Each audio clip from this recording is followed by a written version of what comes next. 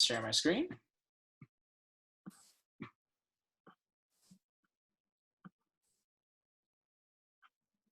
Have we started recording? We just started, yeah. Just started? Yeah. Okay. All right.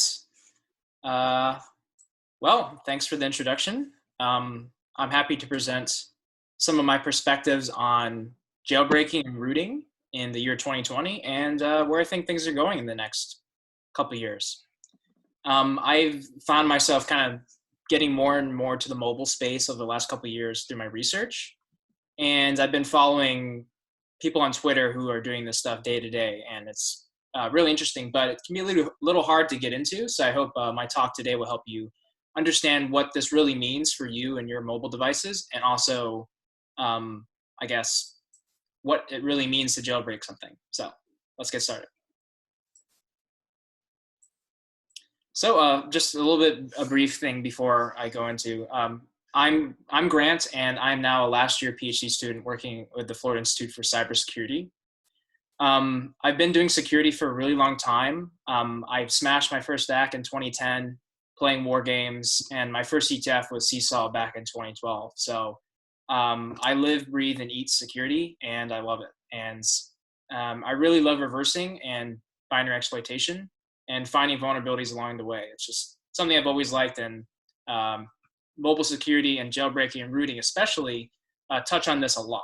So I had the pleasure of working with Google's platform security team last summer, working on USB fuzzing.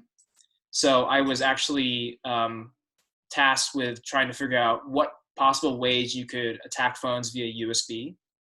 And if there were anything I found, to report them and get them fixed. I found some cool stuff.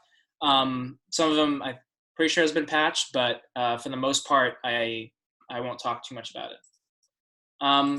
Beyond that, I've done some research across mobile security, security policy, and even rooting a thermostat back in 2014. If you want to talk to me more about that specific stuff, just talk to me after the talk. But for now, let's move on to the outline. So I'll be starting with a little brief overview of what jailbreaking and rooting is. How did they get their start? Why did we need to jailbreak and root to begin with? How do they work?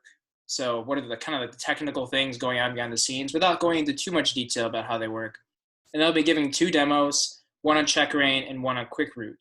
Check-rein's for iOS, and Quick Root is something I had the pleasure of working on for my specific phone.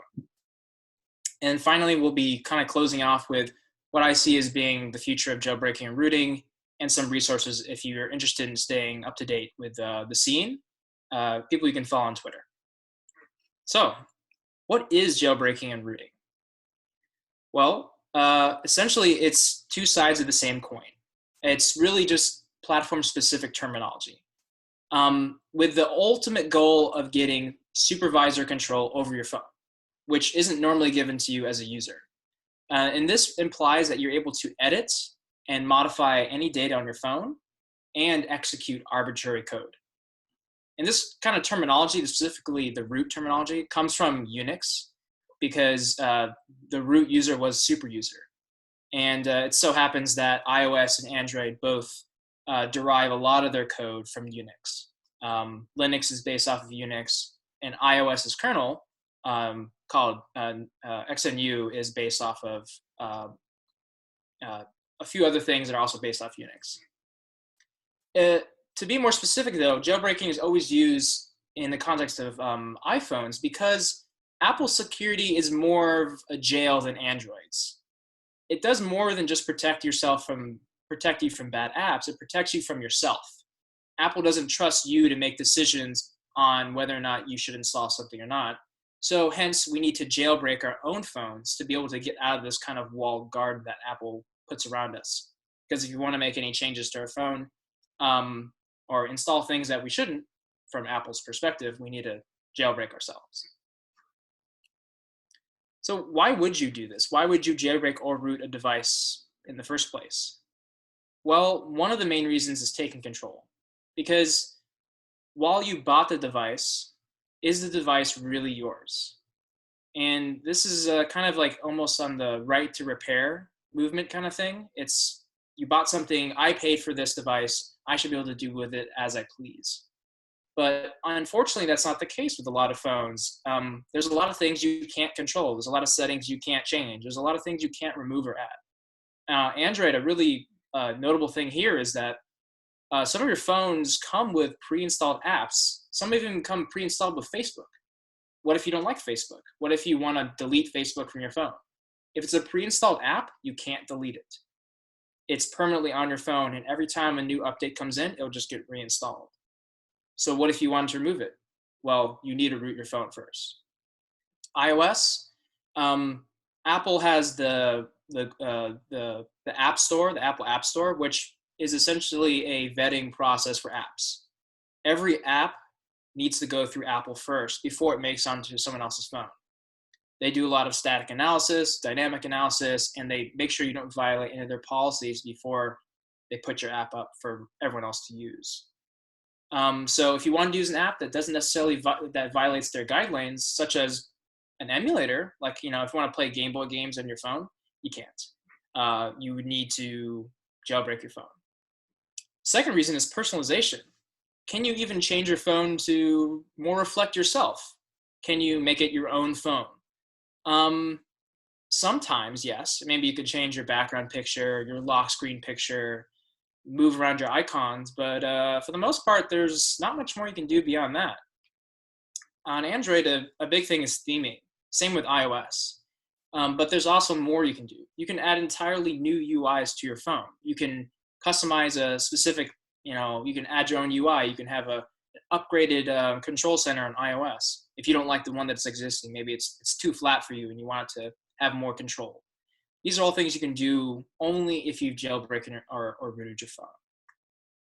And on the right, there's an image showing a very different looking iPhone. That's not like a Photoshop thing. It's a theme that you can install for an iPhone if you have a jailbreak. So maybe you like icons like that, or maybe you want to make your own icons. And finally, curiosity. Do you know how your phone works? I'd say most people don't know how their phones work. Heck, I don't even know how a lot of the parts on the phone work. I mean, they're very complicated. But you're certainly not going to know how it works at all if you don't have the tools to be able to dig in and figure out for yourself.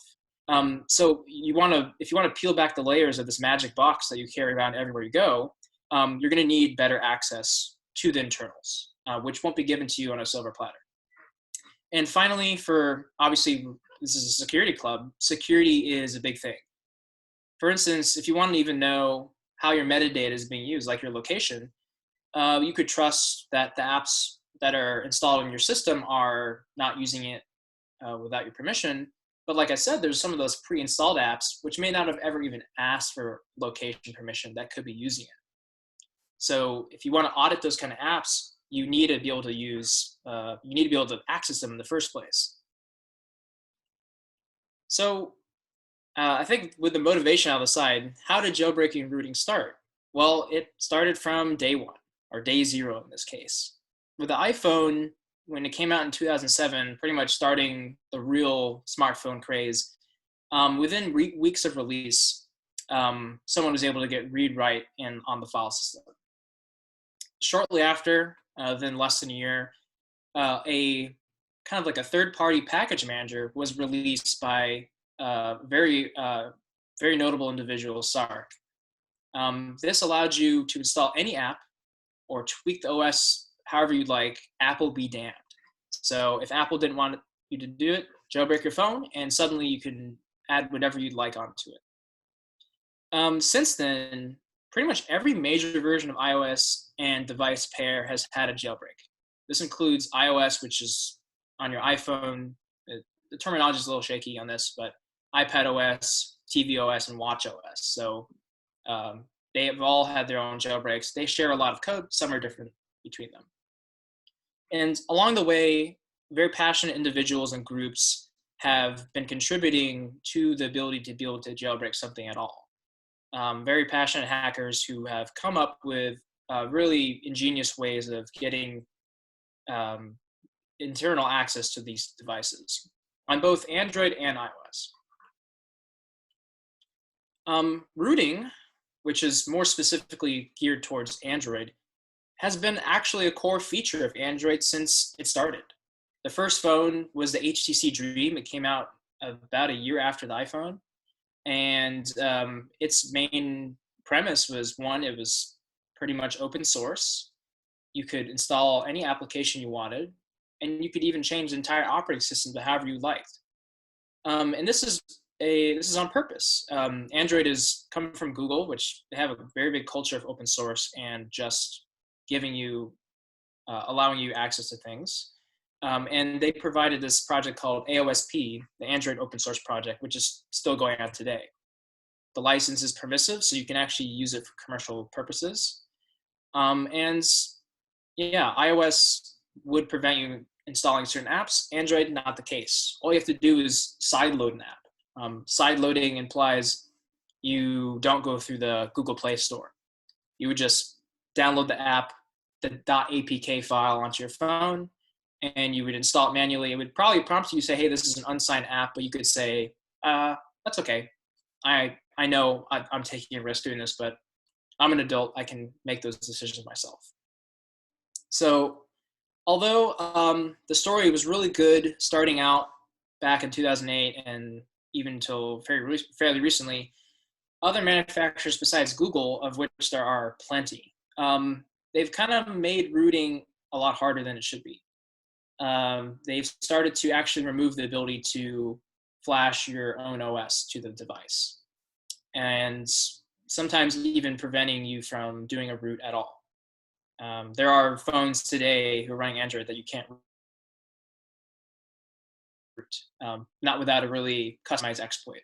And in general, this is partly due because the rooting scene is a lot more fragmented than Apple's jailbreaking scene. With Apple, there's one manufacturer. There's a very well-defined phone sharing the same code. Android, because it's open, manufacturers like Samsung, HTC, LG, and so on can customize things to the point that you would need to invest time on every single specific manufacturer to get it like a cross phone root method. Not in every case, and I'll be talking about one rooting method that's cross-platform or cross-manufacturer. But for the most part, it's a little bit harder to get, despite it being more open, the scene is a lot more fragmented. So what does a jailbreak actually do? How does a rooting method actually work? I'm not going to go into a lot of detail because that would be a talk on its own, but I will kind of cover some of the fundamentals and some of the terminology behind them. And once again, if you do have any questions, be sure to I have the chat open on my right, so I'll be happy to answer anything you drop in there. So for iOS, and in general, this talk is going to be kind of back and forth between iOS and Android. I'll try to make it clear by having that actual but on iOS, a jailbreak is essentially one or more vulnerabilities chained together. To make sure we're on the same page, people will find bugs in the operating system at the kernel level, at the system level, and if those bugs are able to be used for vulnerabilities, and those are actual vulnerabilities and useful, people will kind of put them together in the right way and abuse them to get full arbitrary code execution on the device, because that's what's really stopping you from doing whatever you want on the phone. It's the checks put into the phone by Apple. So you need to run your own code to bypass them. And some terminology here. I'll start with tethered jailbreaks. The tethered jailbreak is not something that actually really happens these days anymore. What it is, it's every time you boot up like your iPhone, you would need to have it be connected to a computer. And you would need to then run a program on your computer, exploiting it via USB. And even if you disconnect from your computer and you reboot it, it won't boot again after doing that. You'll have to go back to the computer. So you need a USB device, and you always need to be using a computer every time you reboot. So if you're somewhere else and your phone reboots, you're in trouble. You need to go back to the computer. So not very good, and not as popular these days. An untethered jailbreak is also quite rare because it implies that you no longer need USB, but every time you reboot, your phone is still jailbroken. This is also rare today because persisting a jailbreak on a phone is very difficult because of a lot of the security that has been added. So most jailbreaks today are semi-tethered and semi-untethered, meaning you need to, first of all, run them every time, and they're not persistent. So semi-untethered, we'll be covering that today, is USB exploit again, but it can boot normally even if you don't have it connected, but it won't be jailbroken if you don't have it connected to a computer. So you can use your phone normally, and then plug it into a computer, reboot, jailbreak it, and then use it, and then reboot it again, and it'll be fine. And then finally, semi-untethered, where so you have an app loaded onto the device that you open up and you click the root button. And you have to do that every time you start up your phone, but then it's done. You don't need a computer available. And that's another one I'll be talking about today. So what are some of the attack vectors, actually? So where are these bugs, where are these vulnerabilities found? Wherever they can be.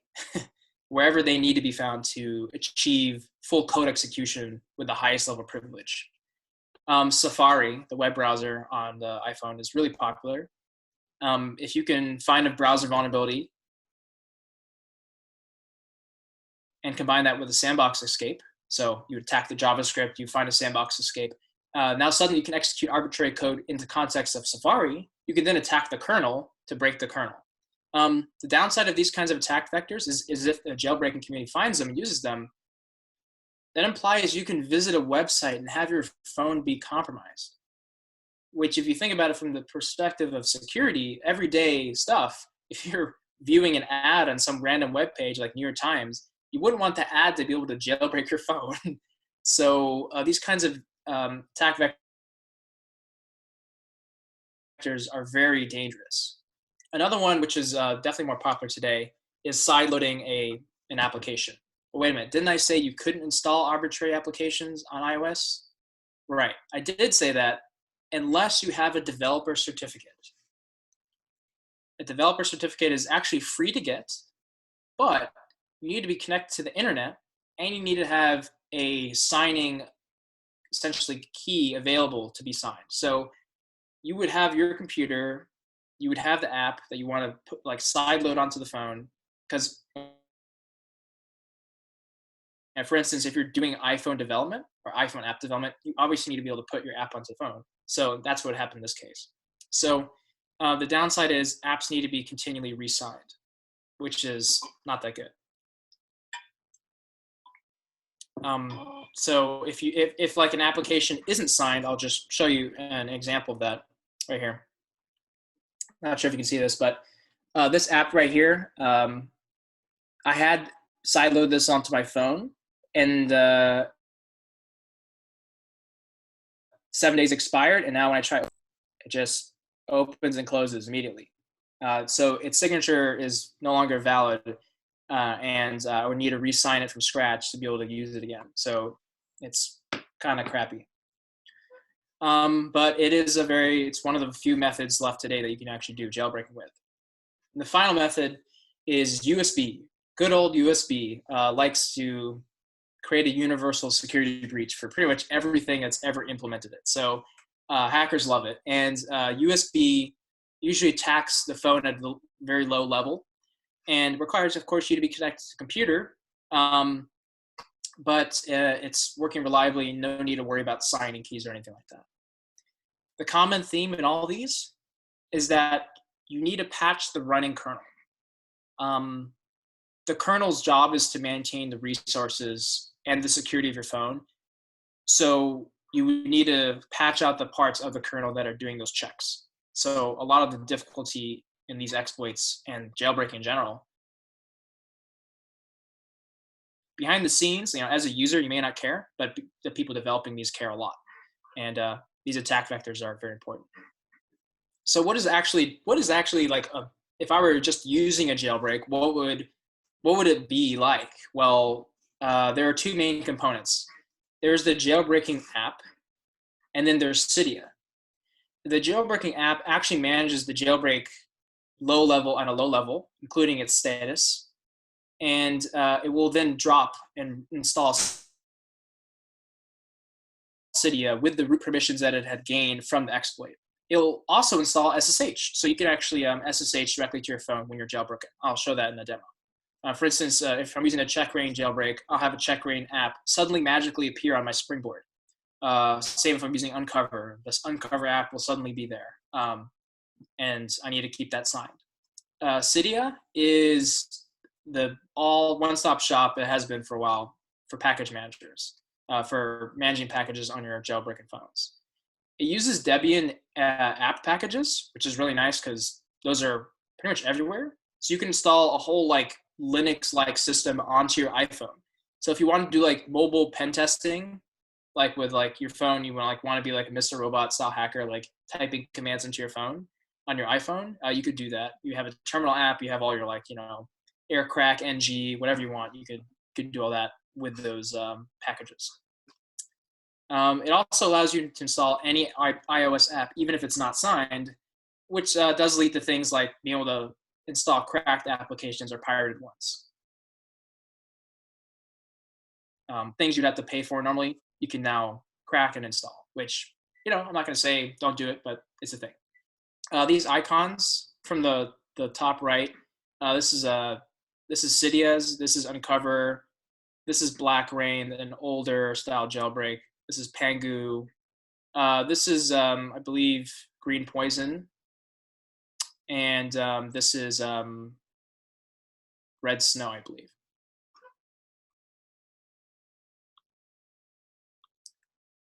So yes, okay. Uncover.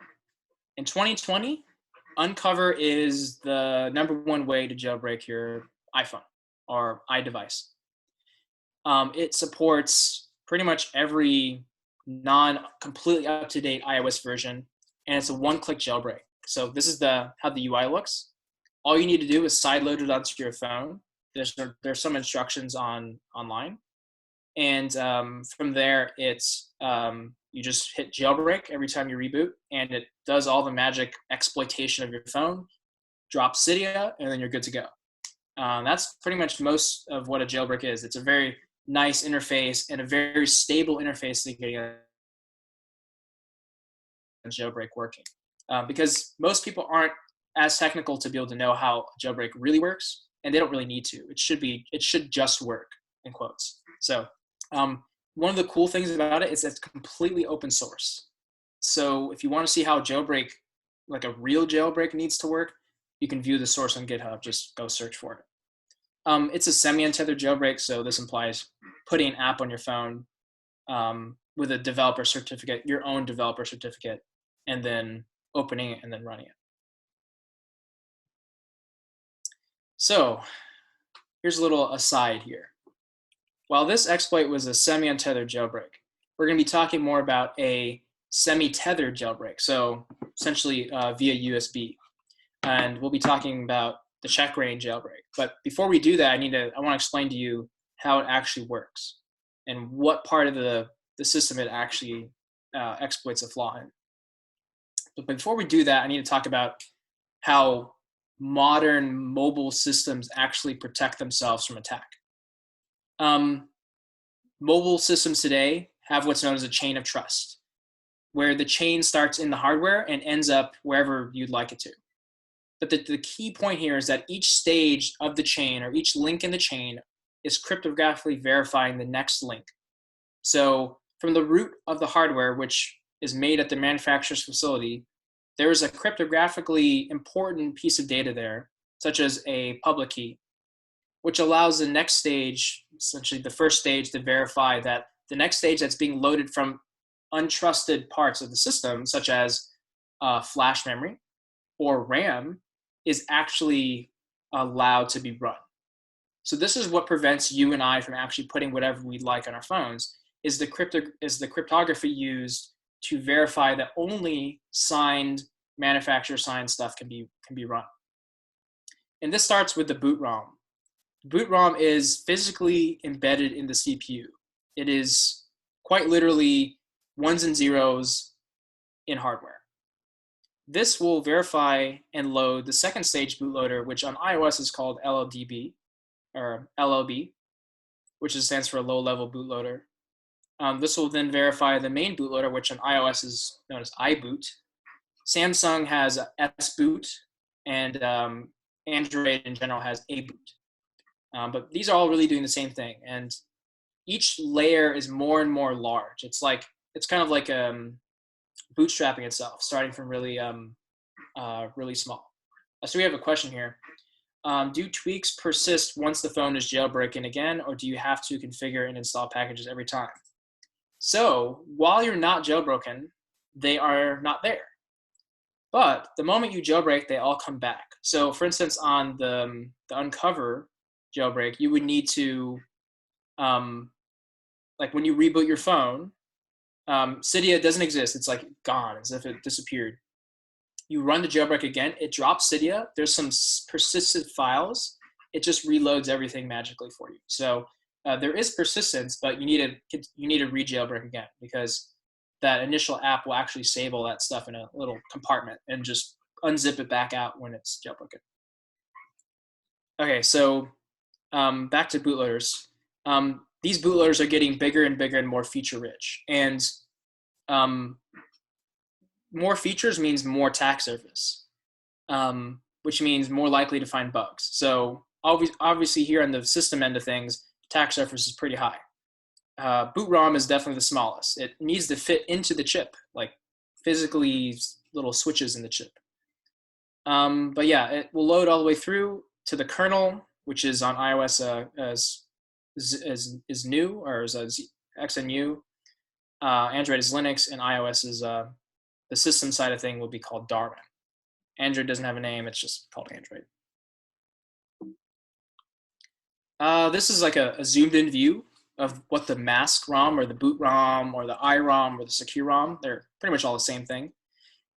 This is what it looks like on a chip. Literally, those ones and zeros you can see. I think this was taken with a scanning electron microscope, but you can see that there's this big grid of things that are, or I guess, vias on metal wires going either to ground or a volt plus, so if it's 1.8 or whatever. This is really cool. This implies something. If there's a vulnerability or a bug in your mask ROM, it can never be fixed. It's there forever. So people really want to make sure that this is secure. Lo and behold, it's not as secure as we thought. There was a vulnerability discovered in this boot ROM of iOS devices called Checkmate. And it's based off USB, and it affects iPhones 5S to 10. So if you have a 5S in your pocket, on your desk, all the way up to 10, and you are trying to be secure, it's time to purchase a new iPhone, because there's no way you'll ever be secure. It's a pretty bad exploit. It's literally in the lowest layer. There's no way to fix it. So if there was any other layer, maybe you could have pushed a new change. Maybe like, because those are stored in flash memory, which you can change. Not in this case. This exploit is really technical, but it exploits, lo and behold, a USB-based protocol, which Apple wrote themselves, I guess didn't fuzz enough or auto enough, and you ended up with this really powerful exploit. So this isn't a jailbreak on its own.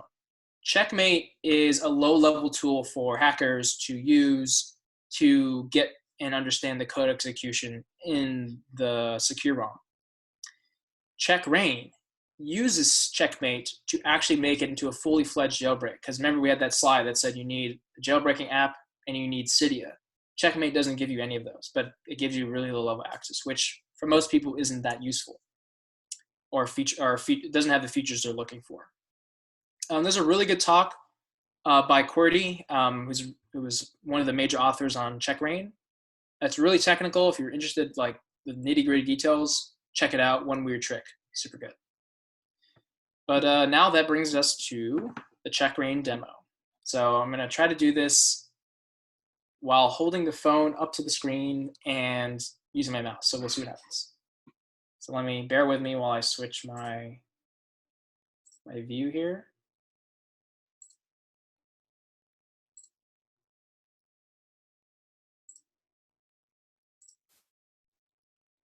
Okay. Does that look okay? Can everyone see that? All right, so what I have here is the Check-rein tool that's installed on my Mac. And this is, remember, this is a semi-tethered jailbreak. So I need a tool that is going to be running on my machine and talking to my iPhone. So my iPhone is running right now and is not jailbroken. This is an iPhone 7, as you can see here, iPhone 7 GSM iOS 3.322. So it's not fully patched. Wouldn't matter anyways, because iPhone 7 is vulnerable forever. So pretty much all you need to do is, I'm going to make sure it stays on so you can see the status of it. So it's unlocked right now. I'm just going to hit start. And it says the device needs to be put into DFU mode. So this is what's known as like direct firmware upload or device firmware upload. Essentially, pretty much at this point, now we're going to be, we have to ourselves physically touch the buttons to get into this mode, but it's going to guide us through the process. So let's hit next. Let's enter into recovery mode now. So the screen went black.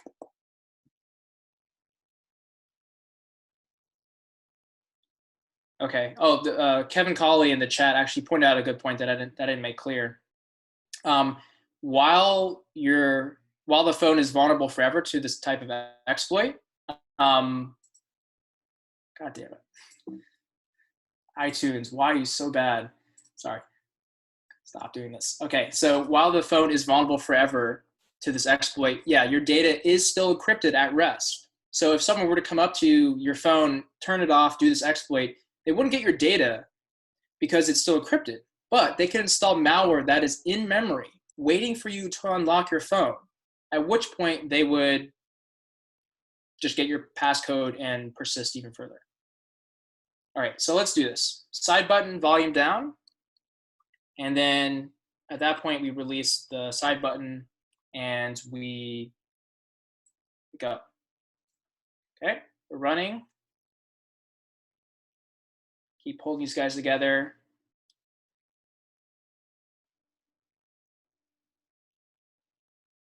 I don't know if you can see this. I'm not sure I did it right. I may have messed up. Let's see. It's tough to do holding it backwards. All right, I'm gonna try it again. So I missed it again. Okay, we'll try it one more time. Yeah, whoops, the device didn't enter DFU mode. Okay, let's try this again. Now, okay. One more time. I'll hold it facing myself and then turn towards you when there's something to look at.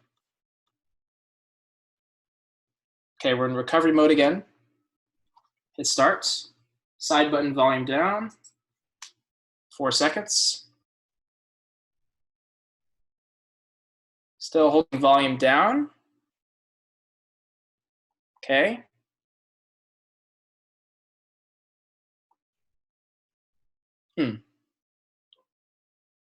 This is all my fault. I'll try it one more time.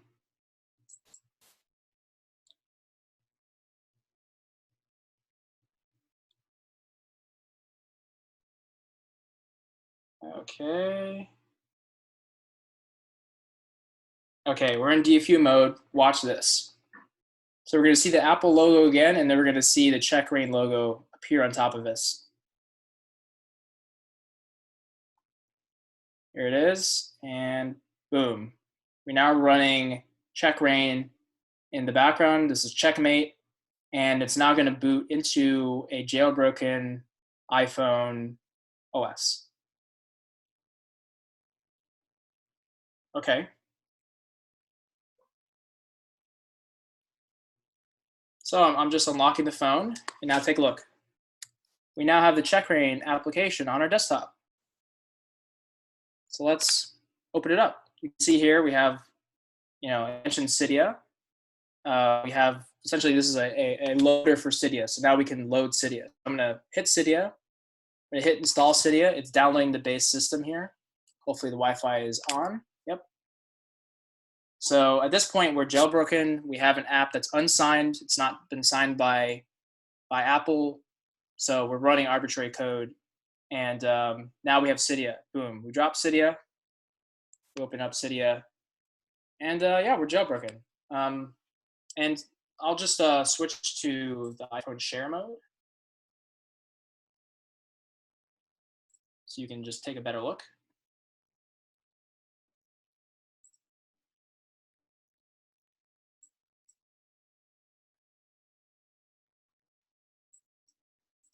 Okay, can you guys, hopefully you guys can see that. Yeah, you can see this is Cydia here. This is, and there's at the bottom, we can see that, the very bottom, you can see like the stats. At this point, we have a fully managed package manager. We can install whatever packages we'd like. Let's install the anime theme. So pretty much whatever you'd like. You can search for a package, maybe like, you know, air crack. I may not have it. Maybe like you know, like you can search for pretty much anything. There's a tweak or some sort of thing for it. Some things cost money, but a lot of things are free. But the bottom line is we have this working, and if we reboot, this will go away. But all we need to do is run check-rein again. Normally, it's easier to run. That's just holding it backwards is a little bit hard. So yeah, that's check-rein. I would be cool if I could like zoom in on the actual like what the text says. It's printing out what the exploit is doing in case anything goes wrong. But I think it looks really cool. Okay. Any questions before I move on?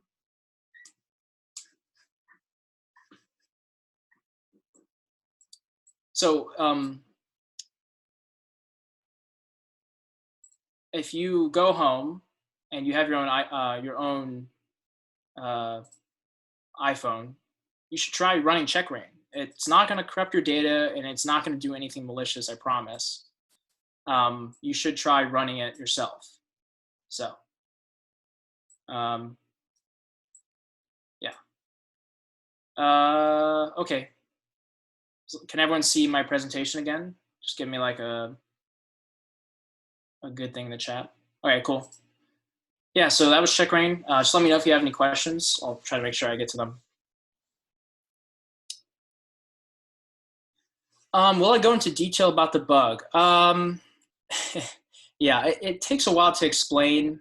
I would suggest you check out the link here, the one weird trick link. The QWERTY explains it significantly better than I could in a lot of detail.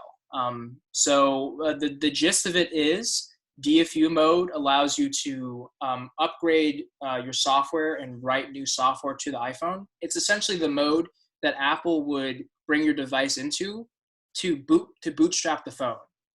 So when it comes from the factory, there's nothing on the phone to begin with. It's just your chip and the screen, and you know it's like this, but it won't boot. So DFU mode is to bootstrap the phone into the full iOS experience you're used to. And because Apple has all the signing keys, they can put whatever the hell they want on there. But someone discovered in the packets that are being sent to the bootloader in Secure ROM was a flaw, a combination, I believe, a use after free flaw and a timing attack.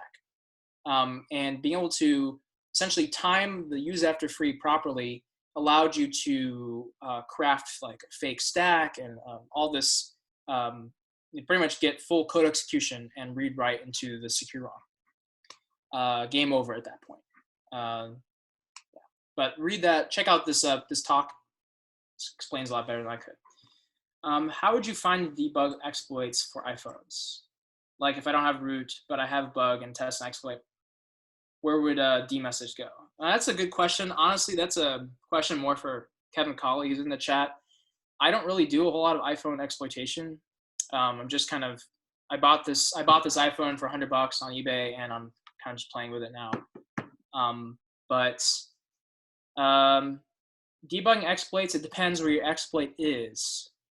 So I can't really imagine how you would debug a secure ROM exploit without a JTagged iPhone.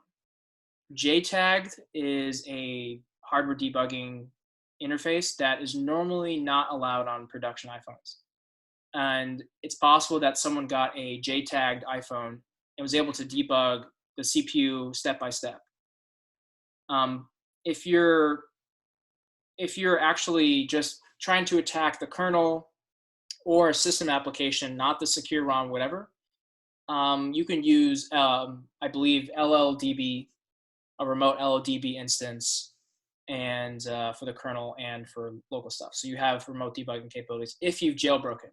If you don't have a jailbreak and you're trying to trigger a bug, good luck.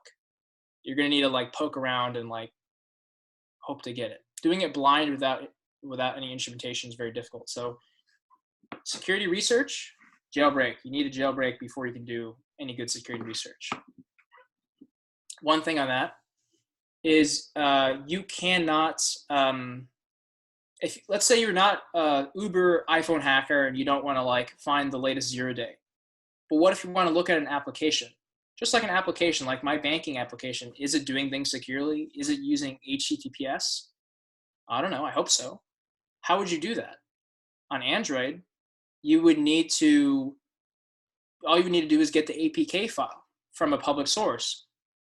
On iPhone, you can't just download what's known as the IPA file for the app, because from my understanding is every IPA file is encrypted with a per device key, a specific key for your phone.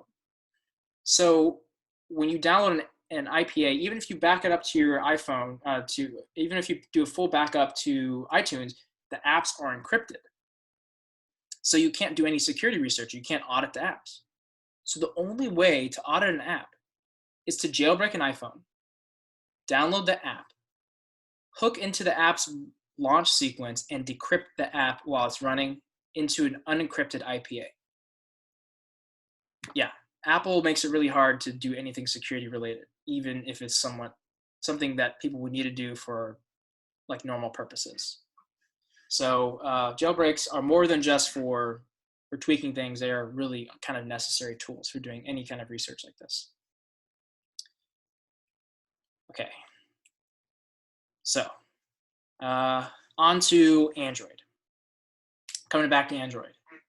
Android is a lot nicer to do research on because Android's bootloader gives you the option to unlock it. And by unlock, I mean you disable the signature verification that we showed earlier. At a certain point, there's an explosion here. It's not a bad thing, but this verification stops after the main BL. And the kernel and so on, all the stuff past the kernel can be changed. And you can unlock it yourself if you have the right phone. And this is the catch. Some manufacturers no longer allow you to unlock your bootloader. Specifically, Samsung's Qualcomm devices don't allow you to do this. For whatever reason. Probably the carriers are preventing you from doing this. But Samsung's devices overseas, so SMG XXXF instead of you can unlock. I don't know, but if you want to do any security research on Samsung devices, you get the wrong one, you'll be left without a root, and then you're going to have to come up with something yourself or give up and buy a new phone.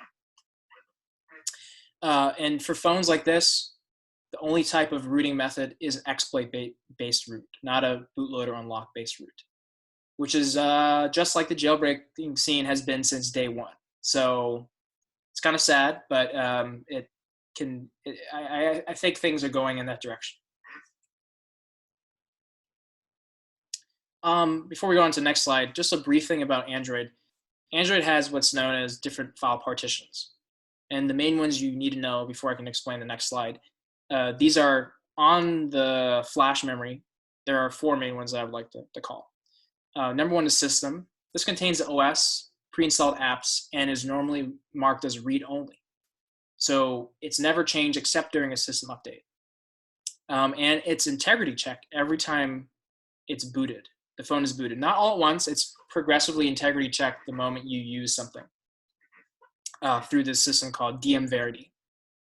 The next partition is the most important, is the boot partition, which contains Linux kernel. To disable security mechanisms that are in the OS, you need to change the kernel or hijack the kernel.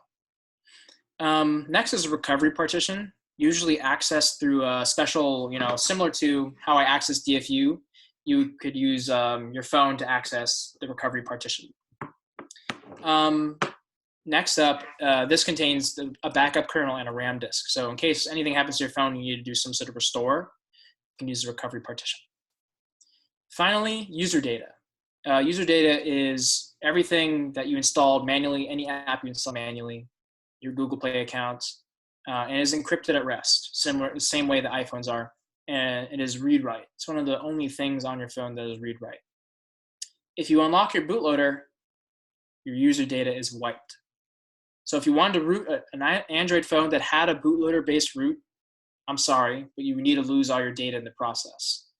So it's not something to be taken lightly. And this is so if someone just unlocked your bootloader, they couldn't just essentially compromise your system, have you log in like you would on the Check-rein exploit and then steal your data. Okay, so these are the most popular rooting tools. I need to be clear what I mean by rooting tools. Assuming you have an unlocked bootloader, like an Android phone that you have allows you to unlock the bootloader, meaning you can put whatever software you want. You can use these rooting tools to get a super user access on your phone. The top one is TWRP. It is a custom recovery. In this custom recovery, you just flash into your recovery partition, and it gives you this nice menu on the right here. It allows you to back up partitions and reinstall new partitions, essentially the super user access for your phone's memory, your phone's storage. Magisk. Magisk is a systemless rooting tool. So when your phone is booted up, you want to change the software that is running on the phone. And to do this, you need to change the code that's on disk. But the problem is, I'd said earlier, the system partition is read-only for good reason. If it changes, your phone could become permanently corrupted or i.e. bricked. So what Magisk did is they have a way of mounting a shadow file system over the existing one that exists only in memory. And this shadow file system allows you to make arbitrary changes that disappear on reboot. It's really cool and really clever, and it allows you to make changes to your phone that won't cause a permanent brick. SuperSU was pre-Magisk. SuperSU, for the most part, assumes a read-write system partition, which I forget what Android version they disabled that, probably when they did disk encryption as mandatory. But this provides both Magisk and SuperSU provide what's known as the SU binary. SU stands for super user. And normally on a Linux system, you run SU to get root. So this transferred over to Android. If you install an app on Android that requires a root, it's going to call SU to get a root shell. So sounds like a little dangerous, and you're right, it is. That's why these SuperSU and Magisk will ask you first if you should allow this application to get root, which makes sense. And this is the logo for TWRP. This is SuperSU, and this is Magisk. A little out of order there. So Android's security model, which I haven't talked about yet, if you have the phone booted up and you're an application and you wanted to exploit the system similar to like a semi-untethered jailbreak on an iPhone, you're facing a lot of challenges because Android very much practices defense in depth. There are, first off, the user-facing permissions that if you have an Android device you're used to using, things like location, being able to use the camera, being able to write the storage, being able to use the network. Those are what's called middleware checks. These middleware checks are strewn throughout the system, and they are kind of Android's customized security policy. But below that, right below that, is what we're used to hearing about on a normal Linux system known as DAC, or Discretionary Access Control.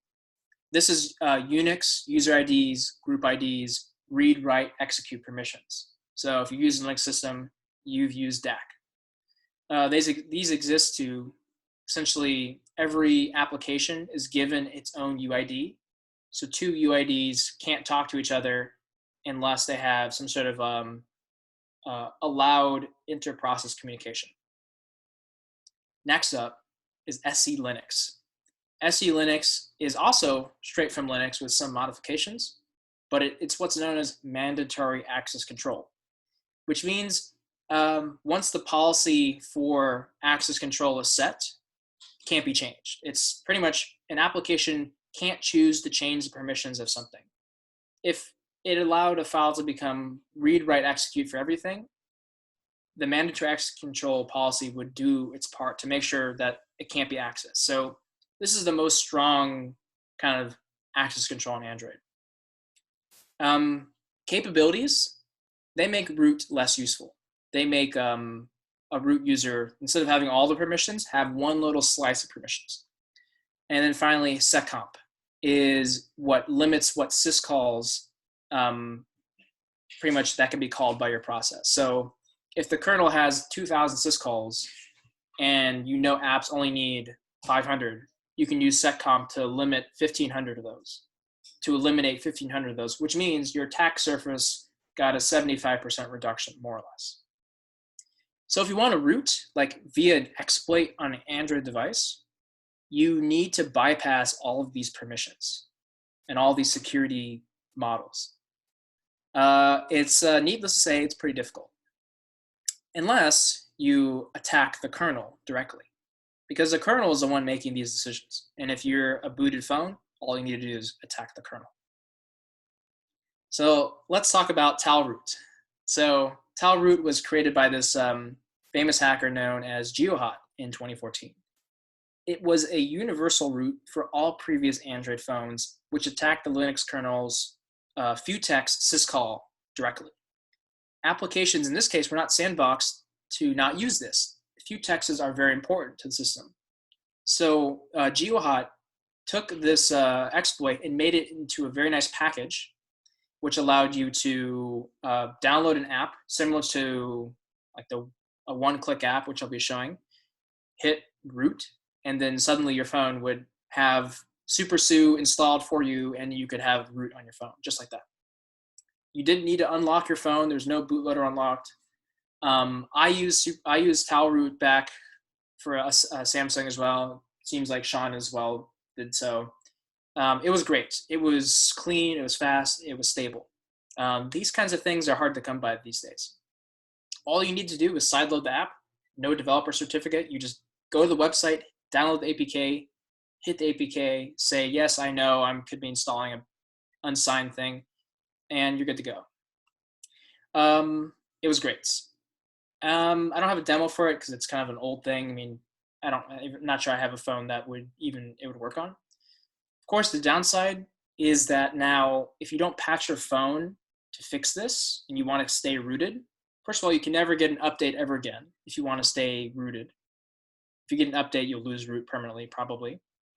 The downside is now every application you download or have could push a change exploiting this flaw silently, allowing them to install malware. So jailbreaking and rooting does come with some risks. You're inherently lowering the security of your device, but it may be a cost worth having if that's what you're looking into. Kingo root, also known as King root, was a really good example of abuse of this kind of thing. It was meant to be a rooting method, but quickly fell out of favor when they started like installing like ads and like bombarding you as you use it. Like if you search like Android root online right now, you're going to see Kingo root. Do not use it. It is bullshit. It is fake, and it is pretty much going to get your phone messed up. So the only rooting method you should be using today is Magisk. That's the only thing you should use. Nothing else is guaranteed to work or not break your system. Just keep that in mind. This is unfortunate because iOS and the iOS jailbreaking scene is very, very clear what you should be using, but on Android, there's a lot of kind of bad actors trying to get you to run some nasty stuff. And finally, I'll be talking about another one-click root exploit that I had the pleasure to work on, called quick root. Quick root is not a fully featured one-click root like talroot, but it has a similar theme. The story goes like this. There was a CVE released by Google's Project Zero, specifically Maddie Stone and Jan Horn, and they found this CVE that was being exploited in the wild. So it was an exploit being used by nation states to compromise Android phones and I guess perform espionage of some kind. They had to emergency release this notice, and they released a proof of concept. I took the proof of concept and I made it into an actual root, because the proof of concept stopped right where you had full control of the kernel, like read write, but you didn't have actual, like your process that ran the root didn't have full permissions. So I ended up writing this, and I did it on my personal device because, you know, I live life on the edge. So it seemed to work out for me, but I'm going to be demoing that today, just to show you, first of all, how fast exploits happen. I mean, you saw Check-rein was really fast. And two, you can imagine this not being so obvious. Imagine this happening in the background of your phone. Pretty scary. It's open source if you want to look at my code. And if you have any questions specific to it, just let me know. But I'm going to go ahead and give the demo. Oh, one other thing is my root. Normally, if you would just get roots, you wouldn't have a nice way of using it. But I went a step further, and I actually installed a Magisk, which normally is not meant to be installed on a running system. It's meant to be installed into the boot partition, but I did some really hacky stuff, which I would not recommend, to get Magisk running, and I'm able to kind of use it without having to reboot or mess up my phone. So with that, let's jump to the demo. I'm going to share, so to do this, I'm going to share my iPhone that I have here, and I'm going to use the camera to show you what I'm looking at. So I hope this works.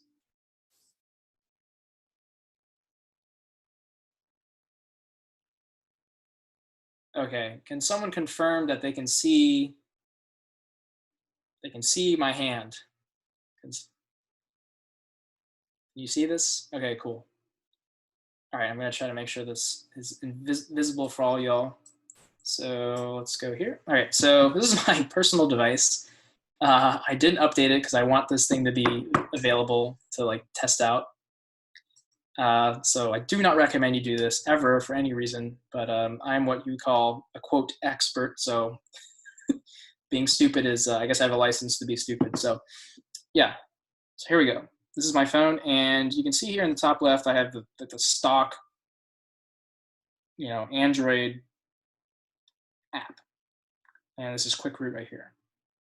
It's literally just something I threw together to run the app in the background without actually needing to like use ADB over the command line. All you need to do is literally hit this one button, and you're good to go. So let's do it. It's exploiting the kernel right now, and that's it. Kernel's exploited. We now pretty much have roots. Very fast, right? I'm going to scroll up. I'm not sure if you can read all this, but there's a lot that happened in the background. So essentially there was an exploit in the binder interface, which it triggered a use after free in the kernel. And it was able to leverage this use after free to create a read-write primitive into the kernel's memory.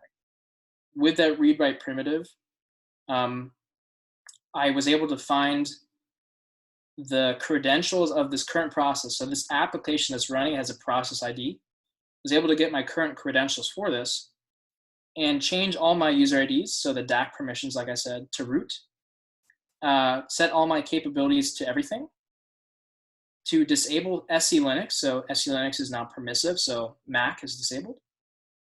And I disabled seccomp. So I no longer limited to any system calls. I can call every system call. And then with that privilege, I install Magisk. So Magisk is actually two parts. One is the part you can see here, Magisk Manager, which is the front end, but there's a back end now installed on my phone, only until I reboot it. So let's See, open the manager. You can see here core mode only is enabled. That means we have Magisk running. And whoops, if we go back to root checker and we hit verify root, we can see here we are now, congratulations, this root access is properly installed. I should have showed you this before I did it. But yeah, my phone is now pretty much running whatever I'd like, and I can actually show, I could use ADB to actually get, to run like a root shell on my phone. So I'm actually gonna show that real quick. And I realized I forgot to show you the iPhone with a root shell, so I'll show that at the same time.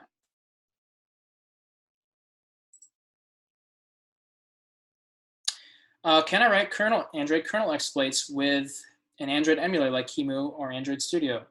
The answer is no, because the kernels running in Android emulators are not the real kernels on a normal device. They are a specific fake kind of kernel that would never be able to run on a real device. So the answer is no. You could write a kernel exploit for the emulator's kernel, which would be cool, I guess. You could use that to break out of the emulator, probably, if you have an exploit for QEMU, but you wouldn't actually be able to use that on a real phone. So that's too bad. But getting kernel debugging on a phone is not as hard as you think. Okay, so just move some of these things out of the way. Okay, so I'm going to use ADB first here. I'm going to be using ADB to get onto my device here. So, well, to do that, I would need to plug my device in. So let me actually do that. Well, okay, I'll show you SSHing into an iPhone first. So I already have that pretty much ready to go, and the phone is connected. So let's just do that. Oh, as expected. As expected. Let's try this. Oh, yay, typing passwords. Okay. Let's try that. Okay, cool. Pretty much what this is doing, iProxy, it converts network traffic to USB traffic. And there's SSH listing on this iPhone right now on port 44 with the default password. So yeah, super secure. Default password is Alpine, like a forest. But yeah, here we are. I'm in my iPhone. I can run commands, whatever I like. I can see what's in the iPhone. I can go look around. I can go look at the applications. These are the default, Apple applications. I can go to private var. I can go mobile. Let's see, mobile asset, I believe. No. Yeah. I'm forgetting where my apps are installed. Maybe mobile device, I believe. Nope, that's not it. Essentially, all my applications are in this folder. You can see here there's dropbear, which is SSH daemon. But yeah, I have root accesses, so I can start like creating files. I'm not going to do it, but I can start creating files and start fuzzing the phone if I wanted to. But yeah, this is really cool to have. Obviously, Apple wouldn't normally give this to you, so really cool. If you want to see what an iPhone's file system looks like, use Check-rein on your iPhone. Get SSH working with iProxy. You can work on Windows too, and you can see what's going on behind the scenes. Okay, with that open, I'm going to disconnect my iPhone. So we lost that connection, and now I'm going to plug in my rooted quick root phone. Oh, crap, wrong connector. Oh, do I have the right one? I appear to have the right connector with me. You'll have to take my word for it. I could type Sue on my phone, and I have a root shell on my Android device, and I can read and write all my phone's data. I can probably mess up my phone pretty bad with it, but I will refrain from doing that. Okay, let's share back to the talk.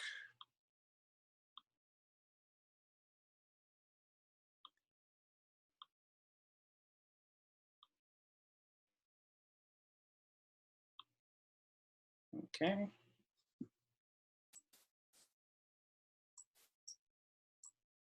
All right. So with that, if anyone has any other questions with quick root, just let me know. And yeah, on to the final part of the talk, the future of jailbreaking and rooting. Um, to be honest, it's always been a cat and mouse game, and it's always going to be a cat and mouse game. It's just going to get harder and harder. From what I've seen so far, bootloader unlocking is going to get a nerf. It's OP right now, and I think the manufacturers are probably realizing that they're probably going to start locking it down. I've already started to see the evidence of that. For instance, Google has this thing called Safety Net. Safety Net, what it does is it pretty much allows it allows applications to query the device's security state. And if a Safety Net check fails, it won't run. So all your banking applications, Netflix applications, style applications, things that use DRM, Pokemon Go, like things like that want to make sure you're not cheating or whatever, will use Safety Net to make sure your device hasn't been changed anyway. So if you unlock your bootloader on some devices, you will never be able to pass Safety Net again, especially on things like Samsung. Samsung has this thing called Knox. It's a security suite. And pretty much the moment you change the system or you try to like break its security, it will permanently burn the fuse that indicates your warranty. It will burn the warranty fuse, and your phone will never be able to do certain things ever again.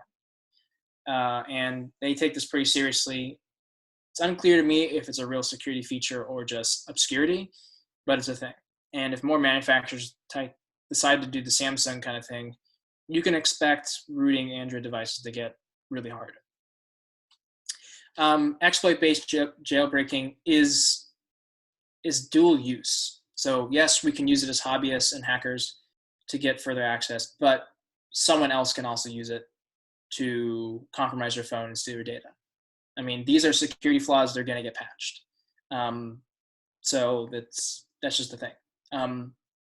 Previous leaks have shown that, government agencies, and specifically the Vault 7 leaks and the hacking team leaks, are definitely using this kind of stuff for whatever they want to do, whatever they want to use it for. And yeah, that's the thing. iOS security. iOS is going to still keep getting better and better. They have a habit of hiring some of the top jailbreak people. And they also have full control over the platform. They have full control over the hardware, so they can add new mitigations into the hardware itself to make things really hard. And this is why iPhone exploits can cost upwards of $2 million. So there's an incentive to not ever use an exploit for a jailbreak. You want to sell it and make money instead of wasting it for the community.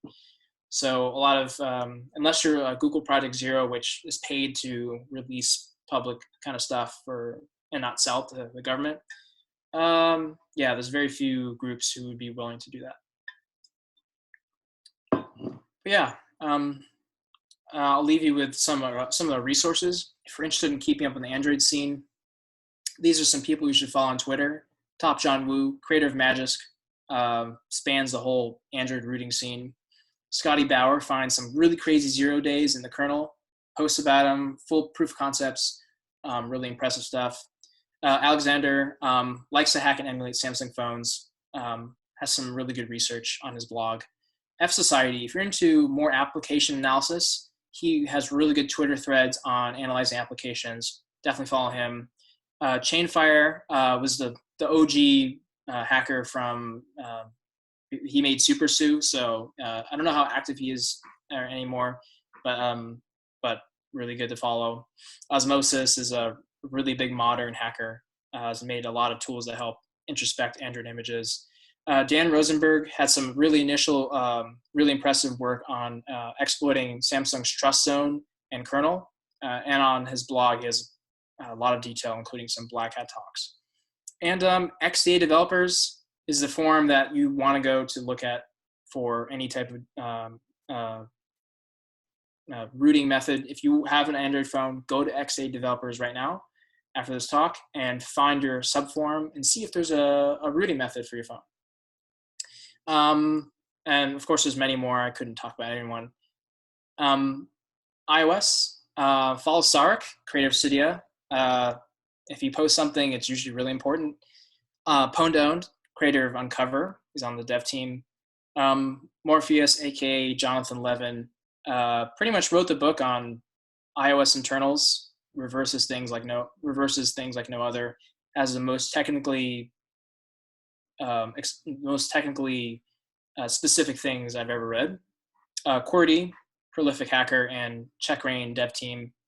Axioms, creator of Checkmate and a few other exploits.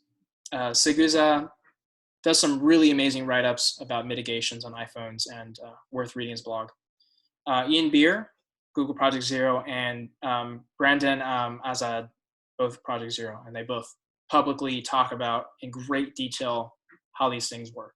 Maybe not jailbreak specific, but exploit specific. And of course, many more. With that, thanks. I'll be happy to take any more questions you have.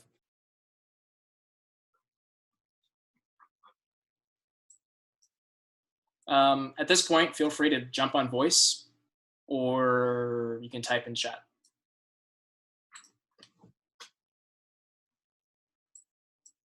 That was a really great presentation, Grant. Thank you so much, by the way. I really appreciate it. Yeah, no problem. Thanks for attending. Yes, this was super awesome for sure. It's great to see like I've done a couple of things in the past, so like it's cool seeing other people doing it. So very cool. And now seeing it when I did it younger, I didn't really understand a lot of the stuff behind it, but you explained it in a really good way. So good job, Grant. Thank you. Owen asks, any book to start iOS or at least a good intro blog? Kevin Colley, once again, probably has some good resources, but that Jonathan Levin, who I mentioned, yeah, if you have a good chunk of money, buy his books. They are tomes. They're like this thick. You will never find a better resources on this kind of stuff. You will learn, you can, it's like, I don't know, it's unparalleled in terms of its detail. So I don't know if it's a good book to start with, but it's definitely a great book. So they're called, I forget the exact name, but go to Morpheus's account on Twitter. I'll be releasing these slides. They have links to these people's Twitters. He has a bunch of underscores at the end. But yeah, any other questions? Thanks, Owen.